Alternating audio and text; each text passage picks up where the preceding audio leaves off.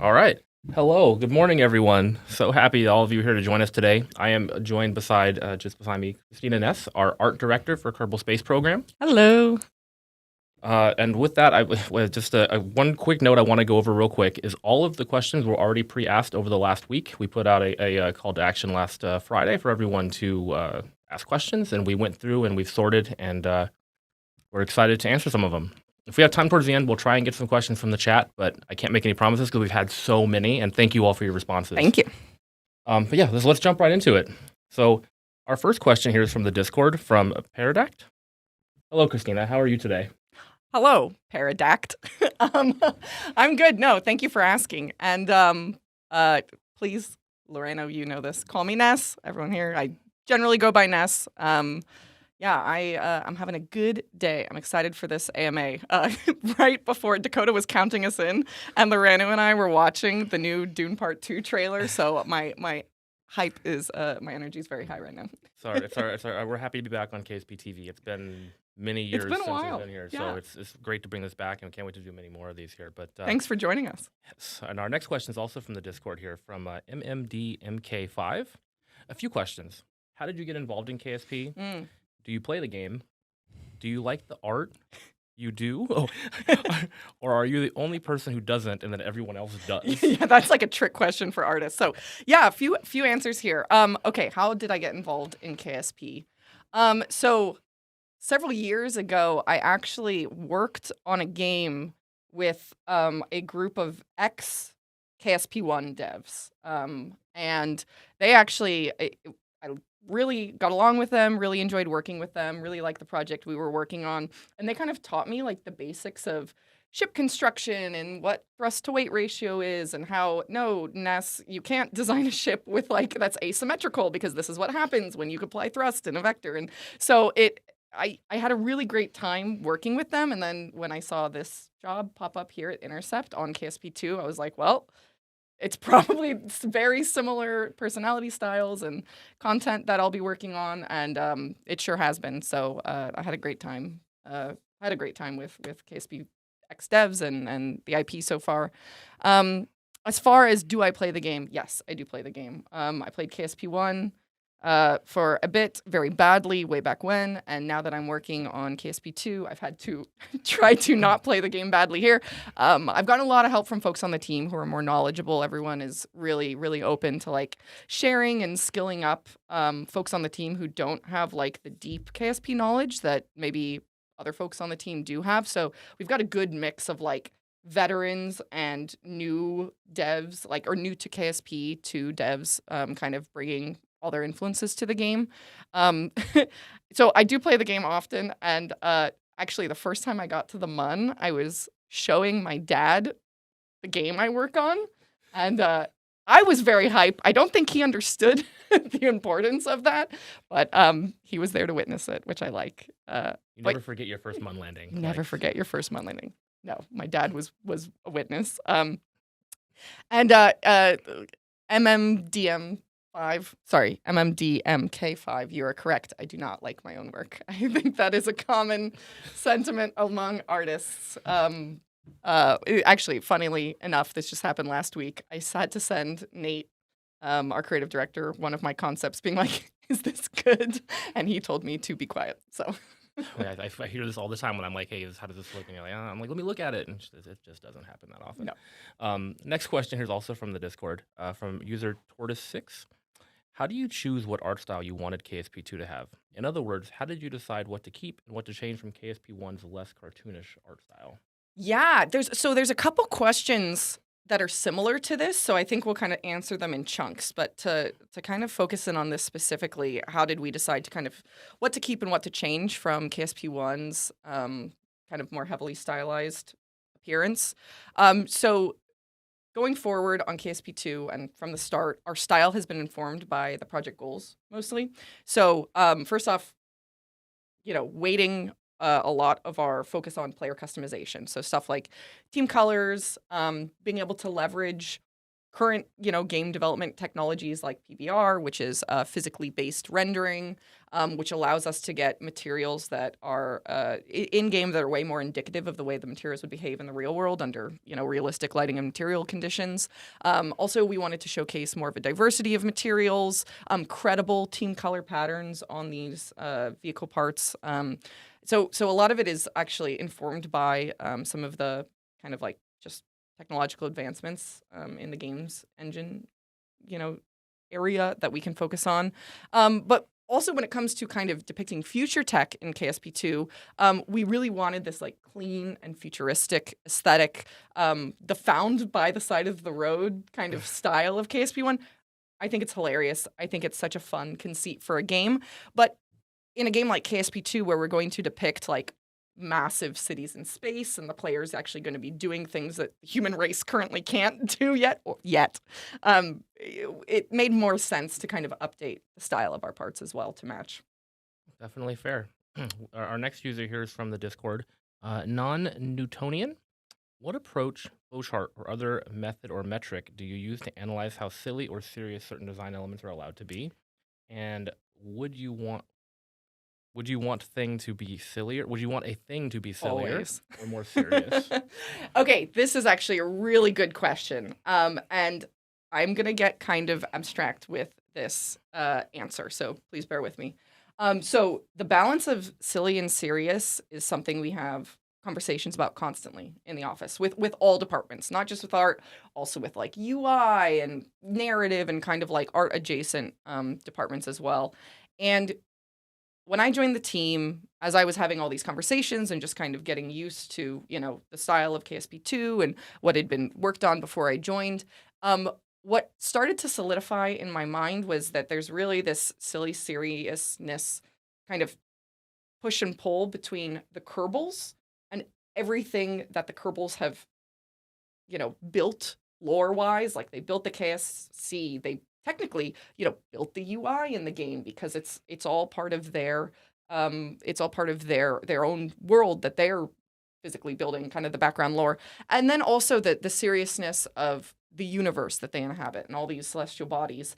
And what came to mind for me and what kind of becomes like a guiding light for me is there's a comedy routine called Straight Man Funny Man. And in Japan, it's called manzai, it's like a comedy duo, kind of like Albert and Costello, where there's one man who's like real goofy and silly and like always messes up. And then there's a straight man who's like, come on, buddy, get it together, get it together. And in my mind, when I think about like high level decisions and artistic decisions on KSP2, I always think, okay, well, is this an asset that the Kerbals are in charge of? Because they're this like goofy, funny man. Or is this an asset that is supposed to speak to the seriousness of kind of the the star system around them, the Kerbalar system. And that would be way more serious. So I kind of put things in those two buckets and I evaluate kind of the sliding scale of silly versus seriousness based on a comedy act. That's good to know. Very fair. All right. We joke around a lot here, but we're very serious too. Our next question here is from the forums. User Heretic391. Aside from KSP1, are there any particular artists, films, or real-life space exploration missions that influenced your creative decisions? Yes, absolutely. I don't think you can make a game like KSP2 in a vacuum without being influenced or influencing kind of like the surrounding sci-fi media landscape. Personally, for me, I've always been a big fan of science fiction. I actually realized recently that all of my work in the industry has only been on sci-fi games, which kind of tracks, honestly. I'm a huge sci-fi fan as well. I read Martian Chronicles when I was really young. Like, God bless Ray Bradbury. National treasure. Martian Chronicles, I think, is like a absolute must-read. It's anthological. It kind of talks about this, hopefully near future society where we're living on Mars and we've colonized Mars and there's humans doing deep space travel. And there's like one story very specifically about a little girl, and I can't remember the exact narrative structure around it, but she knows that if she goes to space, her like body will atrophy and her muscles will atrophy, but she still wants to get to space. And there is something about that and that uncertainty and that excitement that has just like lodged itself deep in my brain. And then I've been obsessed with sci-fi ever since then. Like I said, we watched the Dune trailer. I feel like every right AMA we before get went a live. good book read. Everyone's just Yes. suggestions to take away. We can definitely recommend more of those. I know you'll Martian talk about books all Chronicles. day, but I Martian will. Chronicles, I write will. it down. Support your public library. I also interned at NASA for a while I was doing educational public outreach on the ISAT-2 team at Goddard. And so it was all kinds of stuff of like, how do we explain the ISAT-2 instrument that's going to be on this, obviously the satellite that is now in orbit and giving us very, very valuable data, topological data about kind of the changing polar ice caps, as well as just general topological data all over the Earth right now. It does one orbit every 90 minutes, and it covers the entire Earth. And so I worked on the ISAT-2 team on educational public outreach, and then I also was able to attend that satellite launch. And that's another little seed that's just like burned in my brain forever. So sci-fi for life. Sci-fi for life. Kind of leads into our next question here. Also, this is from the forums from Kerbart. Any other experience from space games that could be carried over? Yes. I think you covered some of that, but space games now. Yeah, well, I do sci-fi now. Previous to joining Intercept, I worked at System Era Softworks on the game Astroneer, and they're also doing spherical planets. Right? There's not a lot of games out there doing like fully spherical planets that are traversable and really kind of convey a different viewpoint of our universe to players, right? Like even, we won't dig too far into this because I feel like I have a conversation about this every day, but all game engines are built with like flat levels in mind. They're not made to support spherical mesh and spherical planets. And so it's very, I think, special and rare when you get games that are trying to do what is hard and what is very rare to show. And I think it's important to bring that kind of unique literal viewpoint to the rest of humanity. And so, yeah, Astroneer is one of them. KSP2 is another. Obviously, Outer Wilds does it as well. Eve. But yeah. As far as my personal background, it's been Astroneer. It's been a lot of stylized games. I worked on the Spyro Reignited trilogy. I worked on Hob from Runic Games. I've worked on League of Legends. So, yeah. All sorts of stuff. All sorts of stuff. And then this spreads into another user from the Discord here, Play Sue. How do you tackle animating the more complex science parts in the upcoming science update? Yeah, we have a one-man band for our animation department. His name is Paul Zimmer. And Zim is an absolute powerhouse. And so he animates everything you see in game, and that goes from Kerbals to parts to what have you. And so basically when we have like a complex science part, Zim references heavily. He goes back and forth with subject matter experts that we have on the team, making sure that we're trying to like depict, even though it's goofy, even though it's silly, even though it's, more on the stylized side, our parts kind of list, we still want to make sure that we're rooted in reality. So we always reference, and then we always iterate. So we have first pass, he shows it off, we give critique. He takes that critique, he goes back, he does another iteration, he shows it off, right? Very iterative process. We think about, camera. Okay, the camera, because we've got kind of like a free cam in KSP2, it's going to be able to move 360 around this part. So we're going to want things that move all over the part, right? We're not just playing to one kind of viewpoint. So, a lot of kind of like general good game dev practices, but then also the subject matter, we need to be able to reference real life aspects. Definitely. Paul's work also, the tutorials, those are my favorite. They're just very cute and fun. So yes, he didn't do any of the tutorial 2D animation. Zim is our 3D animator, but the animations in our game are just unreal. All of it is just so great. And the next question here is from the Discord. This is from user Ember Sky Media. How many real life rocket parts should we expect to see in the game? Like Dragon capsules, or will that be left to modders? Oh yes. So all our parts, we try to pay homage to like real world rocket parts. But if we want to like depict real world parts like the Dragon capsule or something, we need permission. We have a legal team who watches what we do. And so if you're out there and you have the power to help give us that permission, please get in touch. But yeah, otherwise, everything we do is probably just going to be little winks and nudges and like hints that you guys will pick up on. Definitely. And then also from a user from the Discord, username 2 calories. How were the Kerbal spacesuits designed?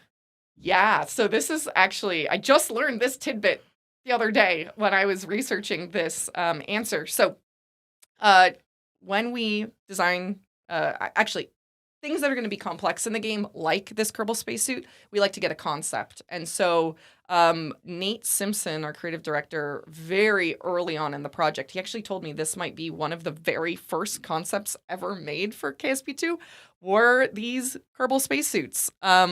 And I actually think they're very, very close to what is made it in game, right? So, this is, again, just like good game dev practices. We start with looking at reference. We start with looking at what KSP1 did. We start with looking at what's out there in the real world. And then we create a concept, a 2D concept like this. That concept art gets handed off to 3D artists, and then they do a first pass. They come back. We give feedback and critique, and then they go back and do another iteration, right? And then it gets put in game. It gets animated, all that good stuff. But yeah, you are looking at the very first KSP2 concept art ever made. Awesome. I just saw these the other day too. They're cute. They are cute. Our next question is from the forums, user Heretic391. How did you approach the creation of textures for the various parts? Yeah, good question. So we have an absolutely like all-star 3D art parts team here at Intercept. Chris Adderley from the design team, who I think you all know is Nertea. He is our kind of design liaison who works very, very closely with our 3D art team here to conceive and iterate and finalize those vehicle parts. And so when it comes specifically to the textures, one of our senior artists, Jonathan Coop, has created a really, really useful kind of style guide that all the artists look at and kind of reference as they go. So we've got kind of a uniform default material for any Bear vehicles that don't have team colors applied to them. And default properties are shared across all parts on this Bear material because we want all parts to match when you kind of click them together. We also have other standard materials such as like our gold MLI, the multi-layer insulation, re-entry tiles as well. If they're ceramic, they're all going to look very, very similar. But then after that, we allow flexibility for our artists to apply different materials that will differentiate the various components across maybe a part, especially if it gets more complex. You don't want everything with the same metal all the time, always, right? Good artistic values. So, but that said, when we differentiate between materials, we want those choices to be like rooted in reality. And we very much believe that form follows function here, especially in a game like KSP2. So we want to lean into the functionality and the believability, right? We always have a functional story in mind when we make choices about breaking away from that default material, right? For example, does this metallic alloy have carbon in it, right? Is a material darker from being exposed to like heat or a flame? Like I said, Coop has like a massive documentation that is really, really useful when it comes to something like this, especially when we're working on a large team and we work very closely with other disciplines and we want to make sure we're all on the same page. So we try to make sure that artists also have good references and like photo reference and realistic reference if they're making materials that like definitely exist in real life, like carbon fiber. We want to make sure it's accurate to what is going on in the current aerospace industry. But if it's futuristic, if like we're looking at something future tech that doesn't exist, all concepts will also come with like material notes. And again, we go to our subject matter experts and make sure that we're doing you guys justice. That's awesome. Our next question is from the Discord user AcidBurn9. What are your plans in regard to tweaking the UI after all the feedback you've received about it? Yes. Okay. So, shock, we're still in early access, which means that you guys are going to keep seeing kind of our art iterate over time. And that definitely extends and includes the UI of the game. So, that said, we've got features, UI features that are not in yet. For example, like what is currently planned, we've got a spec for a triumph notification, which is, when you land on a celestial body, the Kerbals should send you a little pop-up that is like celebrating your achievement. Right now you only get a little pop-up when you plant a flag, but I know the UI team is really, really eager to lean into like the Kerbal flavor of the UI and like what we can do to get more of their personality, again, more of that silliness on the sliding scale into, moment-to-moment gameplay and moment-to-moment actions that the player does. Also, the UI itself is inspired. I think we've got a visual here too to help with. The UI is inspired by, obviously real flight instruments, ASCII art. I think you can see some of the details that are very ASCII-ified along the edges of our UI in game, and also IDEs, which for non-engineers in chat, that stands. I know. Well, I had to look this up. It stands for an integrated dev environment or development environment, like Visual Studio, like coding software. And so we wanted to make sure those visuals were kind of integrated into the UI, because the overall conceit that our UI team has come up with for the UI is that it is the Kerbal operating system. It is what all the Kerbals at the Kerbal Space Campus use during their, flight missions and to build with. And so because the UI is lore-wise built by the Kerbals, there's a lot of kind of Kerbal humor we can lean into there and more silliness that we can inject into the game. Yeah, so on screen is an example of like some of the visual reference that our UI team is looking at, ASCII art, emoticons, realistic flight instruments, old operating systems, IDEs there at the bottom. And so I think a lot of people have responded positively to that kind of like retro inspiration. And again, it's the lore that really doesn't get conveyed in the game there about the UI is that the Kerbals built this OS. And so there's going to be some like goofy aspects of it. And we can't wait to show you guys what's coming. Awesome.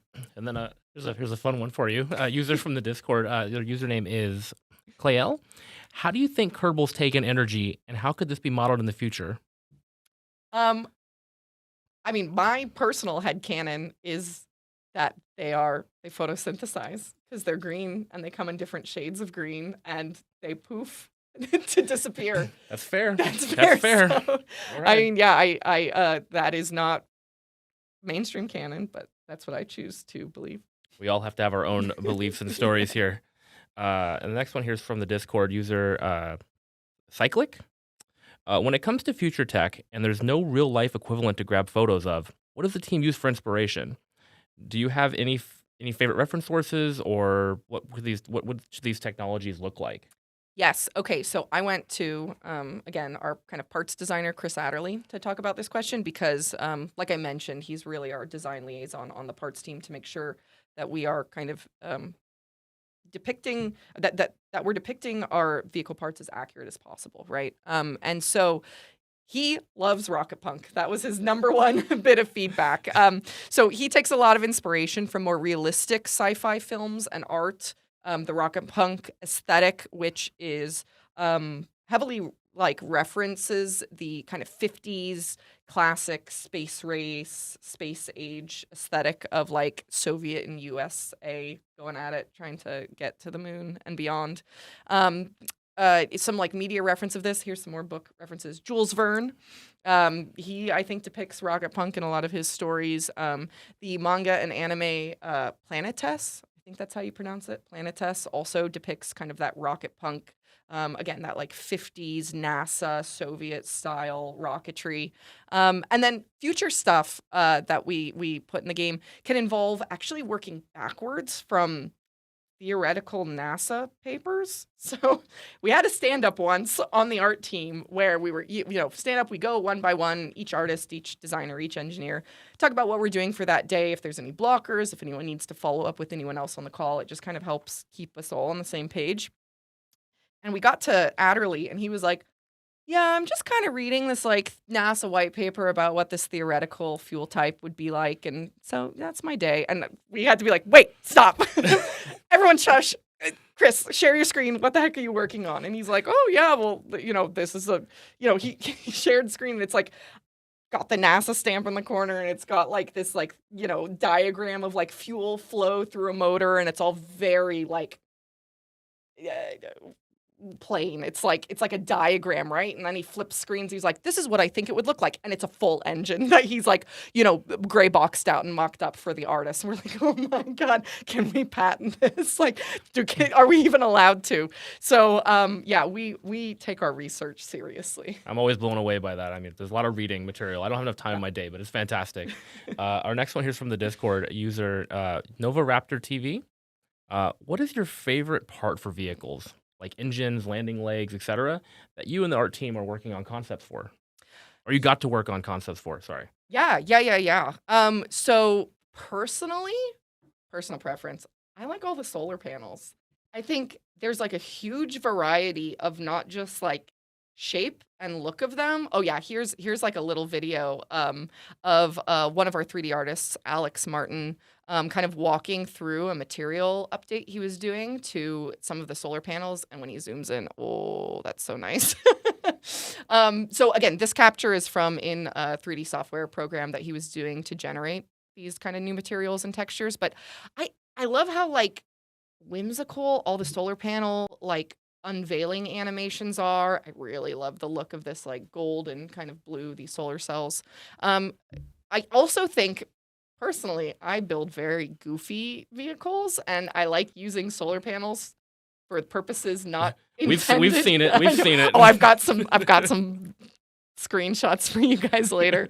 But yeah, they're interesting shapes. I feel like if you're doing like weird non-rocket creative builds, you can use solar panels for a lot of stuff. So, yeah, these are my favorites. Cool. And the next one here is from the Discord. Zero Zeros. What is your favorite looking part? Extra points for parts that haven't been shown yet. Trying to get some leaks here, possibly. I love the game and all the art, by the way. The visuals are absolutely stunning. Thank you, Zero Zeros. And because you were so nice, we've got a part reveal for you here.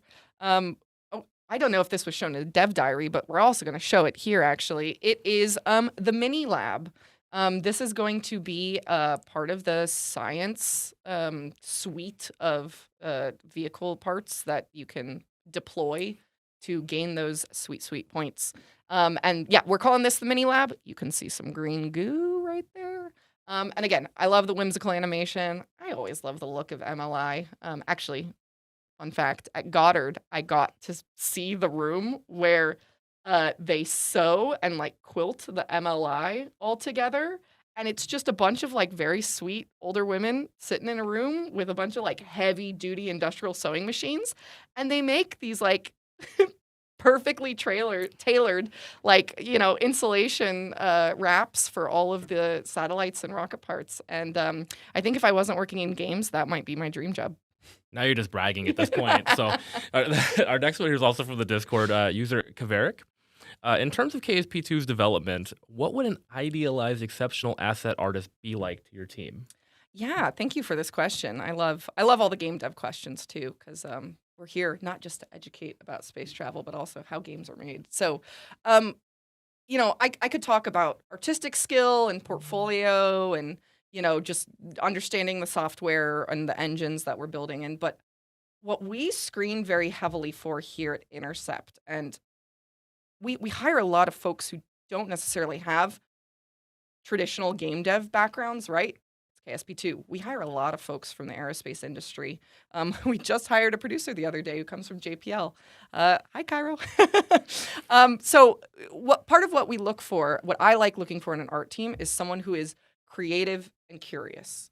I would, you don't hear about it a lot. Maybe you do, depending on what GDC talks you listen for. But I value soft skills very, very highly. People who are open to differing ideas, willing to take feedback, positive in their interactions with cross-discipline, willing to talk to design, willing to talk to engineering, willing to work with QA, right? Someone who understands the game dev pipeline, someone who wants to learn more, who's curious about the subject matter that we're working on. Yeah, soft skills are huge for me. Awesome. And then this one also comes from the Discord user Funny Guy 7749.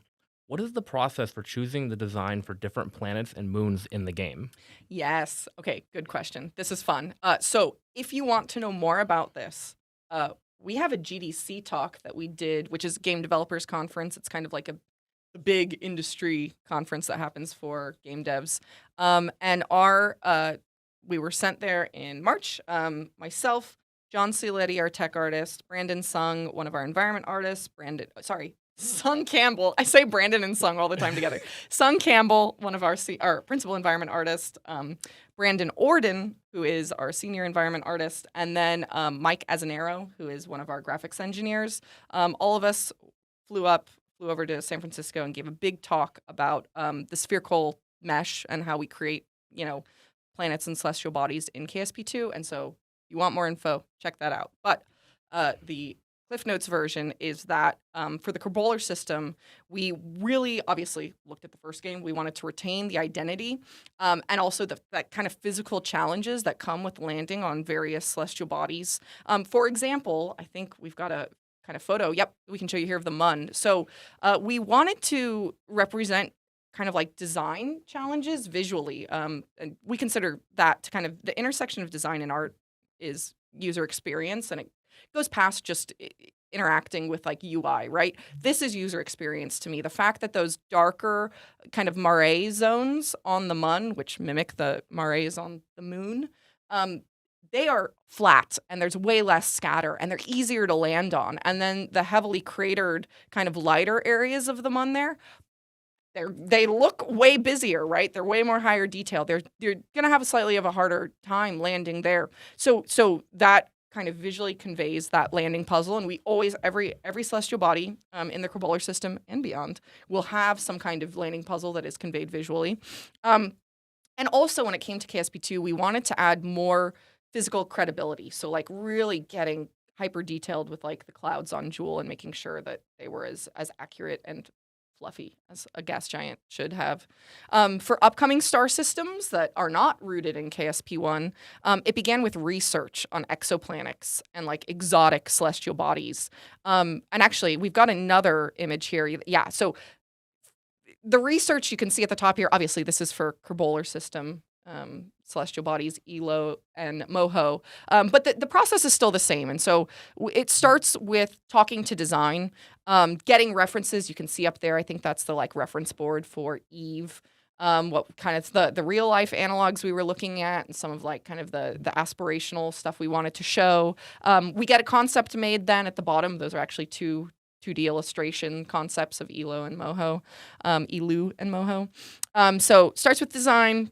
We brainstorm, we figure out the landing puzzle, then it gets a concept, then it goes over to environment, either Sung, Brandon, one of those two, to flesh it out using various software programs and terrain tools in order to create the topology and the textures that then get adjusted so that as the player moves in and out of, right up close to the planet's surface, through the cloud layer, if it has clouds in an atmosphere, and then up into orbit, that it's smooth and that transition feels as good and as fluid as possible.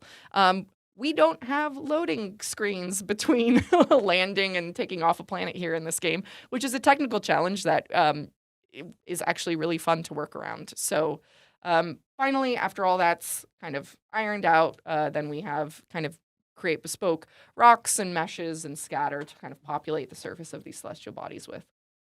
Awesome. It's a lot of information. It is. Our next one here is from the Discord here, user Spacat.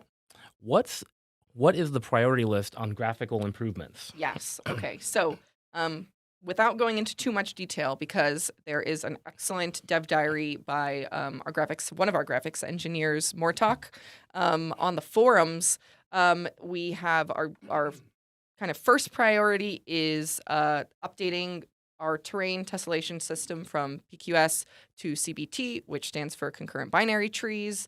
This will allow us to have a much, much higher level of detail when players are actually approaching and on kind of the surface of these celestial bodies. And it will also have some major performance improvements. So that's number one for us. In that dev diary, he also talks about kind of our next priority, which is updating our render pipeline to HDRP, which I believe just stands for high def render pipeline versus universal render pipeline. This is all Unity game engine jargon. Since we started the game, a new Unity version has come out with some updated tools we want to take advantage of. And then, next, I think on the high level priority scale when it comes to graphics improvements, clouds, atmosphere, and water. And we should have news on that for you guys soon. TM. All right. And then also from the Discord here, username Gordon Lemons. Will the pyramids ever come back? I may or may not have had a conversation with Matthew Pope, one of our artists, about that yesterday. So, TBD. Stay tuned is what I'm told. Stay tuned. Okay. The next one here is also from the Discord. This is user nominal user. Great. Excellent. Do you have any plans for making planets so realistic to the point where no visual enhancements or mods will be needed, or visual mods will continue existing? Yeah, I'm gonna steal Adderley's line here. Like, modder's gonna mod. Like, they're gonna do it. Well, I encourage you guys to do it. I don't want to discourage or stop anyone from doing any kind of mods on KSP2. You guys are super talented. That said, our concurrent binary tree update is coming. It will bring an added level of realism to the game as well, to kind of get it to a comfortable or a higher level space. More higher visual fidelity is what I'm trying to say. I think the question is really like, where do you draw the line? Like, I think in any game process, you can really get into the weeds on like depicting realism in a game engine, and at a certain point, like, video games are just an abstraction of real life. Yeah. And the level of abstraction depends on resources, including like personal resources that the people working on the game have, like the motivation and inspiration and stuff like that. And so, similar to how we kind of have to draw a line when it comes to depicting physics, right? Like, we can't depict accurate n-body physics because I don't know if NASA even has like accurate math to depict n-body physics. So we're kind of forced to draw a line there. And similarly, we're kind of like forced to draw a line.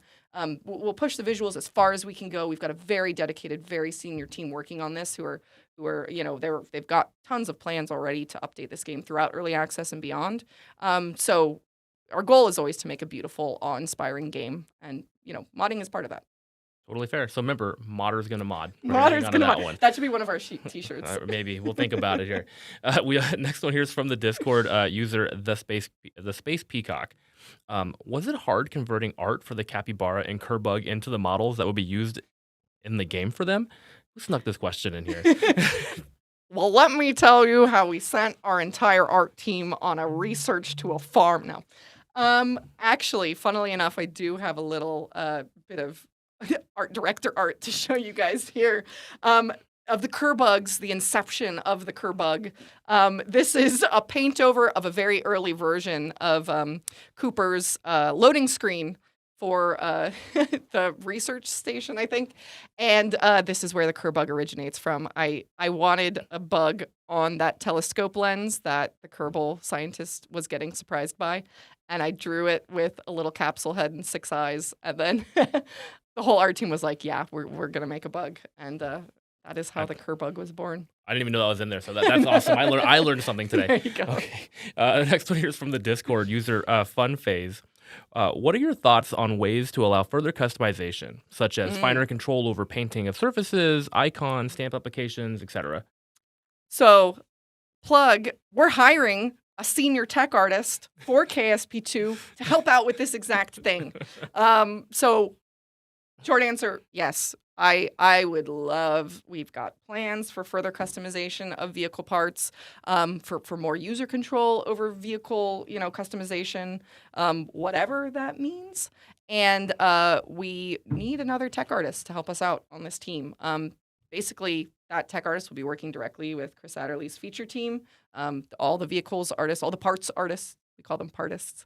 And so please check out our website and apply to that role, because we want you to make customizable vehicles. We know we have a lot of talented folks out there. We do have a lot of talented folks. Come add it to the game.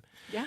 And then also from the Discord here, we have Sylvest Hogg. I believe is how I said it. If I'm butchering these names, I'm going to apologize now.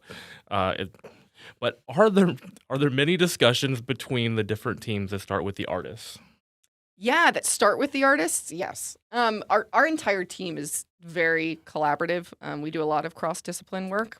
Um, so, for example, on our art team, we work really closely with the designers to make sure, right, we're depicting their user experience, the UX, visually as well, so that we can help convey that information to players. And then, like our tech artists and our environment artists, who are technically on the art team, work daily very, very closely with the graphics engineers, who are obviously on the engineering team. And so, so much so that our environment artists are incredibly technically minded. Our tech artist, John Cioletti, got dubbed an honorary junior graphics engineer the other day. There's a lot of kind of cross pollination here. It has to happen on a game. That's also just like good game dev practices, is making sure everyone's talking to each other. Fantastic. Yeah. Our next one here is from the Discord user Failspace. How do you start on designs? Do you usually try to make it realistic from the start, or do you try something else? Yeah, it depends on the asset. Um, when it comes to, actually it comes back to that question we talked about at the start, which is it silly or is it serious, right? Like, okay, lore wise, is this a naturally occurring asset? Is this something that's going to occur on a celestial body? Okay, then we have to lean into like the seriousness of it and have it rooted in reality and rooted in geology and kind of tell a cohesive, historical story to where it came from, how it existed, how it fits into like the larger universe, et cetera, et cetera. If it's something the Kerbals built, we can go weird.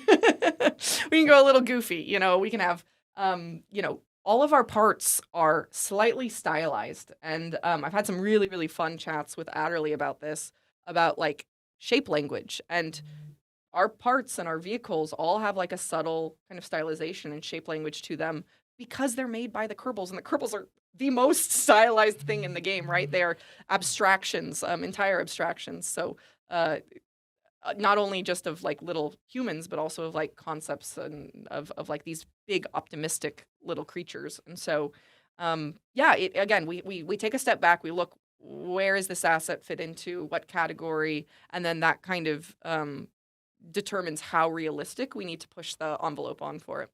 Cool. Our next one here is from the Discord, from one of our moderators. Thank you. We appreciate you. Dibsner, as I can't pronounce your name. How do you plan to approach the visual appearance of aerodynamic effects and how they'll transition into the reentry effects at high enough speeds? Great work on the game's visual design so far, by the way. Thank you, Dibsner.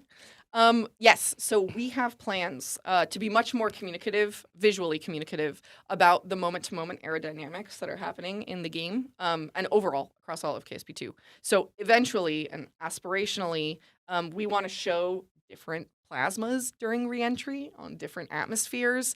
Mock effects should appear at mock, etc. All of that. So again, like I was saying earlier, this ties into depicting UX and gameplay feedback for the player, but also to look sick as hell. So, Hey, we all love that. And then we have our next question here is from the Discord username Samlanda_. What's your favorite part of working on this game? um, it's the people who work on this game. Thank you. Yeah. Thank you. Yes, the lovely folks in this room and beyond in this building, all over. We're a distributed team. We've got plenty of remote workers. Actually, we have a joke that we say like KSP2 has 24/7. Someone's working on it 24/7 because we've got folks all over the world, working on this game. But no, seriously, I think. I'm not just saying this for the stream, I promise, but like more so than any other studio I've worked at, these are some of the smartest coworkers I've ever had. Everyone's incredibly supportive of each other. I feel like, as an artist, our artists are so open to showing early iterations of their work because they're not like scared of showing their work here, right? Because everyone is so willing to offer respectful and thoughtful critique.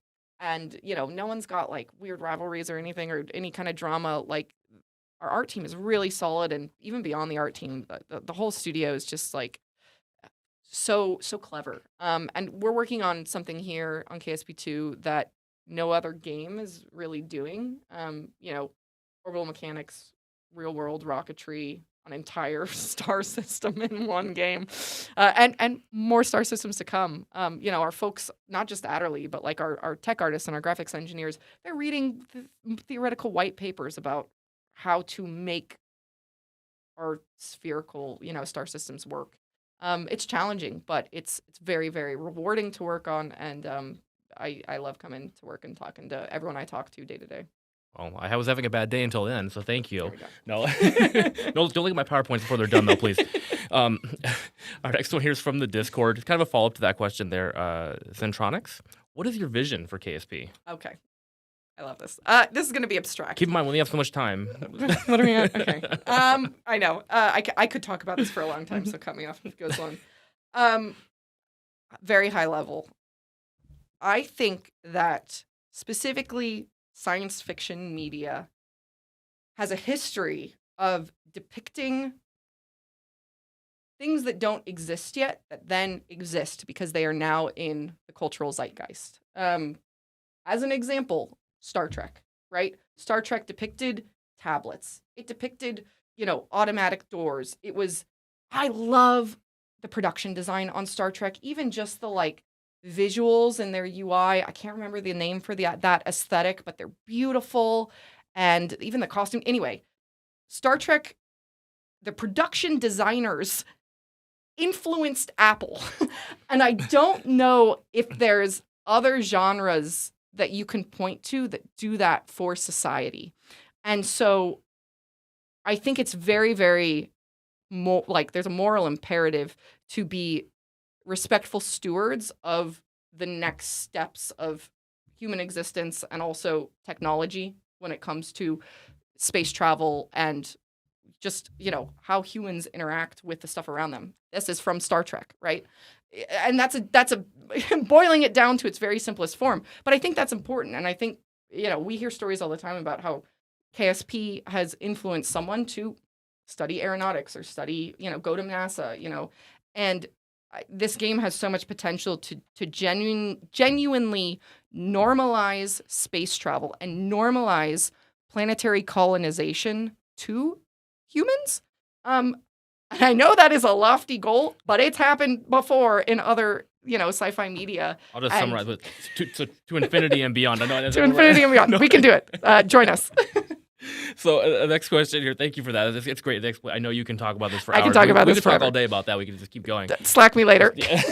So on the Discord here, we have a user Kaveric with a fresh start under unified management and a dev strategy from the get-go. How does the team ensure art assets made now still look relevant months, even years from now? Yeah. And this is a fun question because this is also kind of like a broader game dev question. It's a challenge. Honestly, what it comes back to is just good art foundations. Our KSP2, like I was saying earlier, all our vehicles have a slight stylization to them, right? Very, very slight. All our buildings, our Kerbals, the game itself, slightly stylized. And stylization and stylized games, to me, have a timelessness to them, right? Because they are cartoony, they kind of they age very gracefully, right? And so I think, first off, to just having art that looks relevant months, even years from now is bingo. We've got that stylization. And then also just leaning into good art foundations, rhythm, shape, language, color, form. We've got a very senior experienced art team here who have an eye to foundations and making sure that this game can look as good as it can for as long as it can. That's awesome. Next question here I have from Steam. That's user Mad Mankey. How is the design for exoplanets going? Will we see something extravagant and unusual, or will it be much more simpler and realistic? Exoplanets are gonna get weird. I'm very excited for them. We've got two planets that we've actually already talked about and revealed. One is Oven, which is kind of this super Earth, and then Gerdama, which is actually kind of like a depiction of Earth from like the Hadean era. So it's like primordial Earth planet. You've all seen Rask and Rusk before as well, and kind of like some of our older dev diaries, that kind of like binary system. with lots of really cool lava. So yeah, just expect an increase in weirdness. The Kerbolar system's rooted in our realistic star system, the solar system, but there's some funky stuff coming. Can't wait. We also have one more from Steam here from Whammy Kablammy. Nice. Currently, the UI for the game makes it very hard to use the nav ball and to plan anything other than very close maneuvers.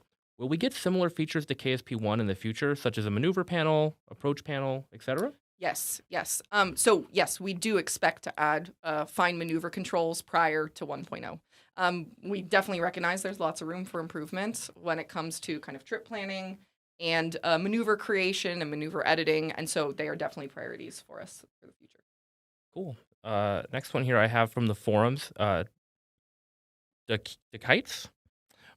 Are you satisfied by the way the game looks so far? Yeah, yeah. I mean, this is a good question, and it's also kind of like a larger game dev question. Like, I think the keyword is satisfied. Like, we still have a lot of stuff to add in early access. We've got tons of updates to tackle. We've got big ones on the horizon. We've talked about CBT. We've talked about HDRP. There's additional parts and features on the way. Yeah. So while maybe satisfied isn't the right word, because we're building it in front of you guys, and that is a very vulnerable place to be as an artist, right? Art is already very, very, very close to our hearts and our egos, and so showing it off to tons of people while it's still kind of a work in progress can be hard. But am I proud of what the team has done? Absolutely. I already gushed about the team earlier, but like, this is a Herculean effort. Our team is incredibly talented, absolutely punching above their weight. I'm very, very proud of what we've accomplished. As am I. It's great. I'm still newer to the team here, but it's been fantastic. Yeah. I can't see the Twitch chat off the side here, but I was told to say hello, and we do appreciate all of you being here, and we're very grateful that all of you are hanging out with us today still. So hello. Hi, chat. I just want to jump to another question here on Discord. This is from Esco Mags. Should we expect to see other cool Easter eggs, it's like how the tuba engine and its siblings make the sound of their namesake? You guys still have not even found all the Easter eggs currently in the game. Oh no, you just challenge the community to find more? All right. Howard Monstrom, who is our audio designer, I was gushing to him about, I believe it was SW Dennis, was it SW Dennis or was it Shadow Zone or Manly? Someone found that when you just mouse over some of the parts icons in the VAB, they're in a scale and you can play a song with them. And I was gushing to Howard about it, and he's like, they haven't even found half of the audio Easter eggs I put in the game. And I was like, are you kidding me? So oh, no. Get your headphones on. It's almost the weekend. I'm just saying, if you have some time. Get out there. And then the next question here I have from the Discord from Gamer and Namedian. Will there ever be a shiny Kerbal, like how you could get shiny Pokemon? Is that question for me? Like, that's a great one. Oh, man. So funnily enough, they're kind of is something we're working on along these lines. It's not a shiny. I'm sorry, it's not shiny. But as you generate Kerbals, you may be able to see some Kerbals that look pretty indicative of some, KSC employees, and that might be named like KSC employees. Possibly. All right, looking forward to that one. Our next one here, also from the Discord, is this Hofflet guy. Have the assets from the game been done? What does the art team do after the assets are made? Oh, yes, great question. Actually, I've got a file for that. So let me find this. Yeah. Sorry about that. It's okay. Technical difficulties. Give all this. There's a lot of pictures. I know. There's a lot of A lot pictures. of arts. I've All seen right, I'm good. So, organize the files. This is this is going out live. Yes. Okay. So, have the assets for the game been done? Yes. The art team is actually, as is with most games, the art team's ahead. So, the art team, we've got the specs. We're working closely with design. We're working with engineering. When art is done, we always work on the next thing and the next thing and the next thing. And so, our 3D artists right now, our partists, are working on colony parts.